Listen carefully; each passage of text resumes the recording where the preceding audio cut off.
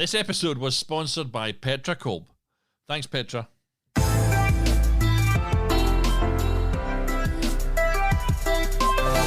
Hello and welcome back to Film Pro, Productivity and Success, the podcast that helps film professionals and really all creative people that are listening out there to live a more focused, effective and a happy life.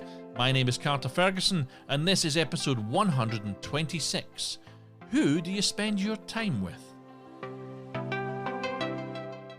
Motivational speaker Jim Rohn famously said that we are the average of the 5 people we spend the most time with. And today I'm going to be considering what that actually means. But before I get into all of that, let me just say right here, right at the start of the show for a change, welcome back. I really appreciate the time that you commit to listening to the show, to breaking it into your busy schedules for a little bit of advice on whatever topic I have chosen for you that week. And I would also like to say that I'm very grateful for all of the feedback which you have been giving me too on social media. And there's been a real influx of followers on Twitter in recent days. And this is a pre-record, by the way. I'm recording this on the 23rd of October. But it's my hope, if things keep going at the pace they're going at, that I'll hit 9,000 followers on Twitter by the end of the year. And if you want to join me there on Twitter, it is at FilmProProdPod. Last week, I started off the new season with an episode all about the cycle of productivity, which, if stuck to, will help you with drive and focus, but if short-circuited, can lead to a slowing down of your achievements and derail your goals. So please go back and check that one out if you missed it. Don't leave it to the law of averages to make you break even, Mike Caro, unquote. So here we are, Jim Rohn.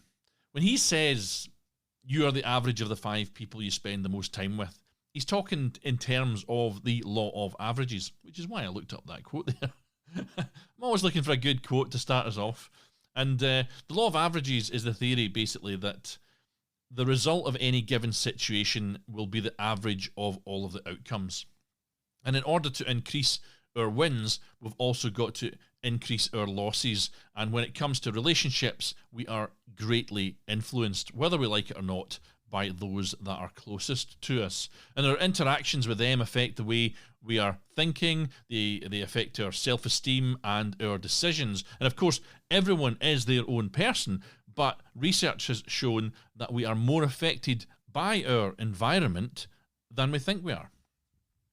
And the simple truth I'm getting at here is that the people that you spend the most time with shape who you are. They determine what conversations dominate your attention. They affect to which attitudes and behaviours you're regularly exposed. And what Jim Rohn is saying is that eventually you start to think like they think and behave like they behave. Psychologist Dr. David McClelland of Harvard says that the people that you habitually associate with determine as much as 95% of your success or failure in life. And that's a huge thing. And that's why I'm highlighting it here in this podcast, as it has important consequences who you're hanging out with.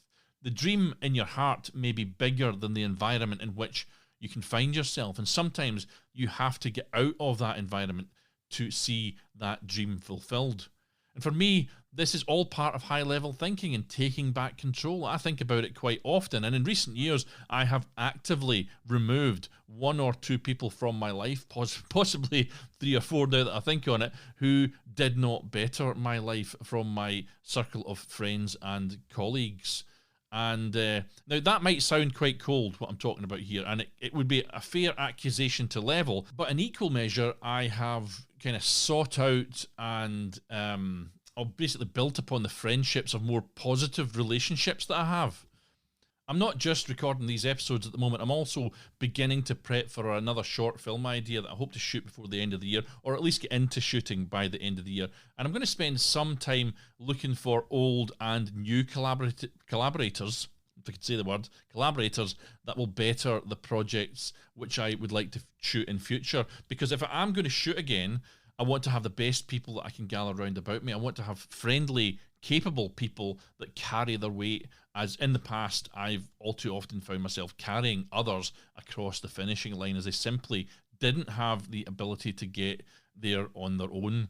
And this additional work, that of carrying others or apologising for them or fixing the problems that they have created, saps your energy and your focus, and in the past it's damaged the projects on which we were all engaged. I've created several very popular episodes recently on toxic archetypes, and I can absolutely say that I have actively removed at least one narcissist and several other toxic types from my life in work in the last 2 years. Even once these people are gone, though, you've got to realise that their influence upon, well, I'll just say that their influence upon me, their negative influence, does take some time to shift, and I would imagine that would be the same for you.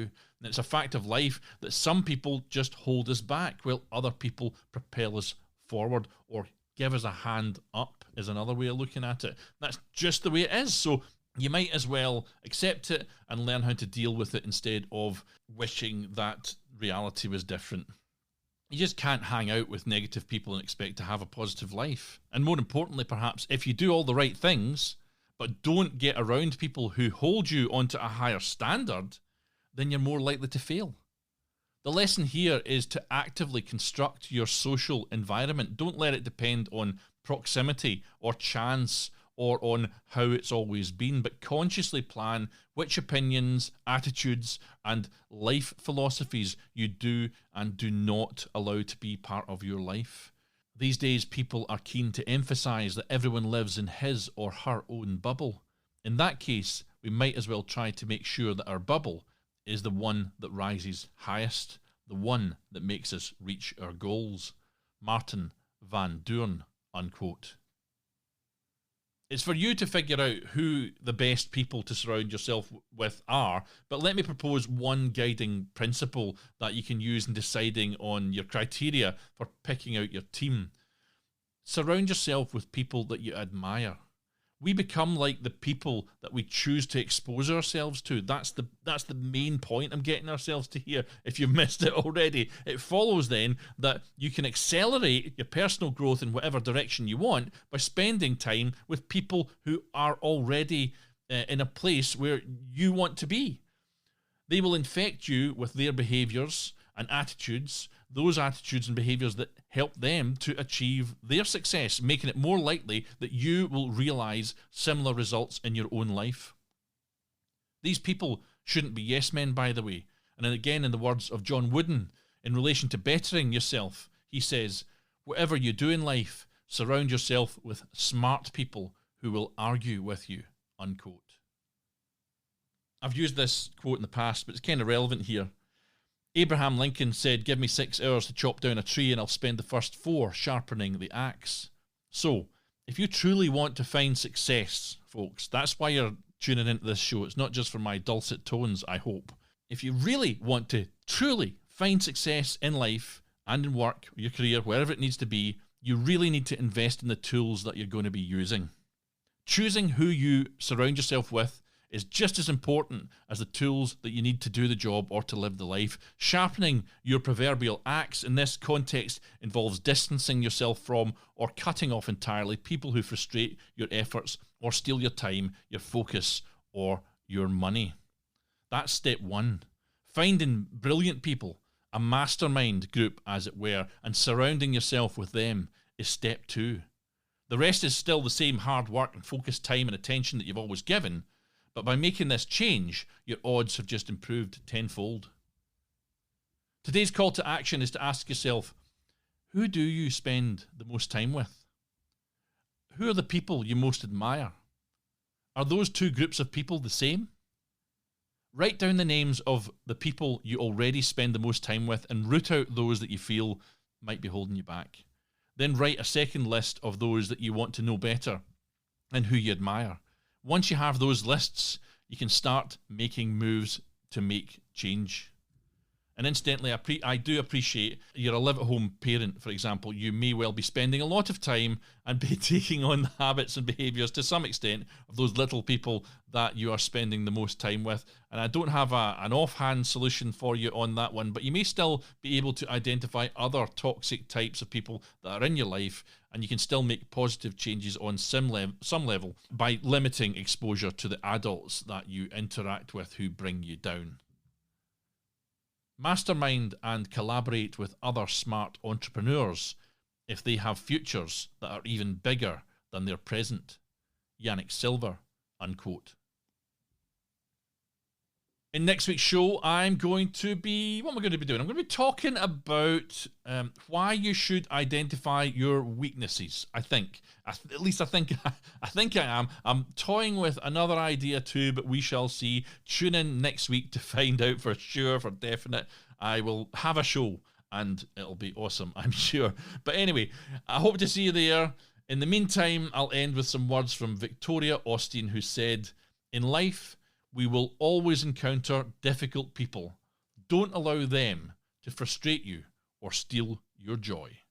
Now take control of your own destiny, keep on shooting, and join me next time on Film Pro Productivity and Success."